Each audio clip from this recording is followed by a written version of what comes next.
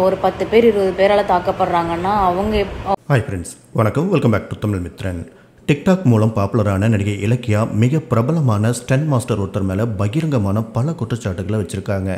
தற்போது இன்ஸ்டாகிராமில் பாப்புலராக இருக்கிற இலக்கியா சமீபத்தில் தான் சொந்த வீடு கட்டி கிரகப்பிரவேசம் பண்ணியிருந்தாங்க. அப்போ அவங்க ஷேர் பண்ணியிருந்த கிரகப்பிரவேச பிக்சர்ஸ்லாம் பார்த்துட்டு ரசிகர்கள் அவங்களுக்கு வாழ்த்து சொல்லியிருந்தாங்க. சாதாரண குடும்பத்தில் பிறந்த இலக்கியா பெரிய நடிகை ஆகணும் அப்படிங்கிற கனவோட ஊரை விட்டு ஓடி வந்திருக்காங்க. அவங்க பெரிய அளவில் படிக்காதால் ஆரம்பத்தில் காட்டன் மில்லில் ஒர்க் பண்ணிட்டு வந்திருக்காங்க.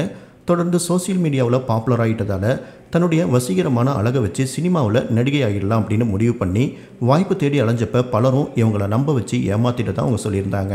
நீ சுடத்தான் வந்தியா அப்படிங்கிற படத்தில் நடித்தாங்க. ஆனால் அந்த படம் ரிலீஸ் ஆச்சா இல்லையா அப்படிங்கிறது கூட தெரியல. பட வாய்ப்பு தேடி போனால் படுக்கைக்கு கூப்பிட்றதால சினிமாவே வேண்டாம் அப்படின்னு முழுக்கு போட்டுட்டு இன்ஸ்டாகிராமில் ஹாட்டான ரீல்ஸ்லாம் போட்டுட்டு இருந்தாங்க.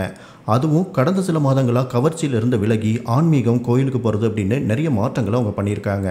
இந்த நிலையில் இலக்கியா தன்னோட இன்ஸ்டாகிராம் ஸ்டோரியில் மிக பிரபலமான ஸ்டண்ட் கொரியோகிராஃபர் திலீப் சுப்ராயன் மேலே பல பகிரங்கமான குற்றச்சாட்டுகளை வச்சுருக்காங்க. அவங்க என்ன சொல்லியிருக்காங்க அப்படின்னா, என்னோட சாவுக்கு stunt master Dileep Subrayan master தான் காரணம். என்னை நம்ப வச்சு ஏமாற்றிட்டான். 6 வருஷமாக அவன் கூட இருந்திருக்கேன். நிறைய பொண்ணுங்க கூட பழக்கம். அதை கேட்டால் என்னை போட்டு அடிக்கிறான். நானும் பொறுத்து எனக்கு முடியல. இதையுமே நான் போட்டால் என்னை போட்டு அடின்னு அடிப்பான். எனக்கு ஏதாச்சும் ஆச்சுன்னா இவன் மட்டும்தான் பொறுப்பு அப்படின்னு சொல்லியிருக்காங்க. இந்த ஸ்டோரியோட ஸ்க்ரீன்ஷாட்ஸை சோசியல் மீடியாவில் சிலர் ஷேர் பண்ணிகிட்ருக்காங்க. இலக்கியா போன வாரம் ஷேர் பண்ணியிருந்த இன்ஸ்டாகிராம் ஸ்டோரியில் கண்கள் காதுகளில் ரத்தம் வர மாதிரி யாரோ அவங்கள பயங்கரமாக அடித்து கொடுமைப்படுத்தியிருக்கிற மாதிரி பிக்சரை ஷேர் பண்ணியிருந்தாங்க அப்படின்னு நெட்டிசன் ஒருத்தர் கமெண்ட் பண்ணியிருக்காரு. இப்போ வரைக்கும் இலக்கியா ஸ்டோரிஸ் மட்டும்தான் அப்பப்போ ஷேர் பண்ணிவிட்டு டெலீட் பண்ணிட்டு இருக்கிற மாதிரி தகவல்கள் வந்துட்டுருக்கு. உண்மையாக என்ன நடந்துச்சு அப்படிங்கிறத பற்றி அவங்களே விளக்கம் கொடுத்தா தான் தெரிய வரும்.